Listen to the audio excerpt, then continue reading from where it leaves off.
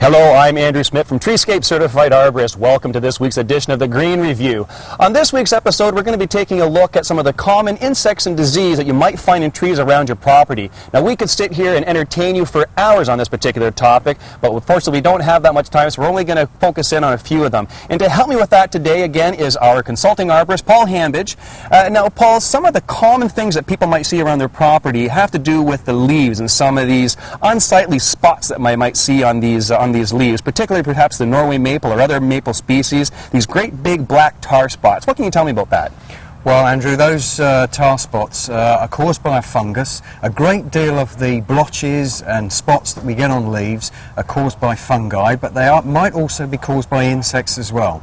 Very good. Now, something else that is fairly unsightly and actually looks to be almost like a growth defect on these branches, or these leaves rather, are these large bumps, or what we call galls or blisters on these leaves. Are they similar to these fungus spots? Yeah, again, Andrew, they can be caused by insects and be caused by fungus as well. The galls, if you like, are caused by insects biting, and the lump and the bump is just the tree's reaction to it, a bit like a mosquito bite that we might get.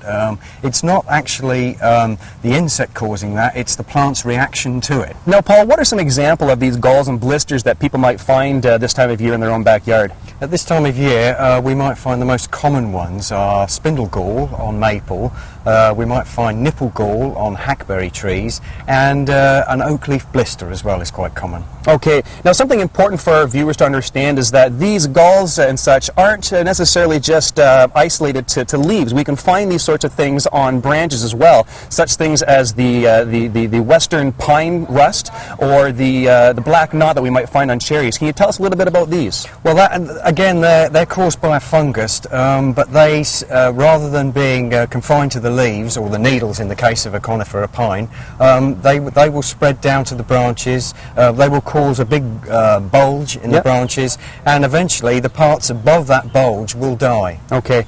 Now, in trying to limit the effect that these funguses or these insects are having on the leaves, it's certainly best to rake those up and to dispose of them on an annual basis. What about the galls and such that have an effect on the twigs? What should we do to prevent any harm to the tree?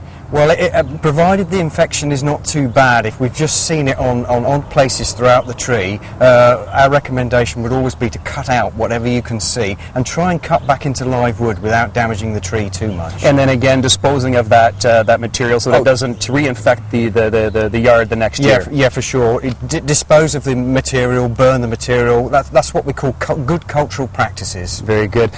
That's all the time we have for today's Green Review. I hope this information has helped you in being able to identify certain pests and diseases that might be in your own backyard.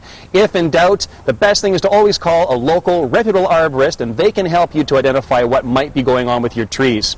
Until next Friday, here's your point to ponder. Trees in an urban area with very poor soil conditions are able to survive in part by recycling its own decomposing root material. Until next week, I'm Andrew Smith.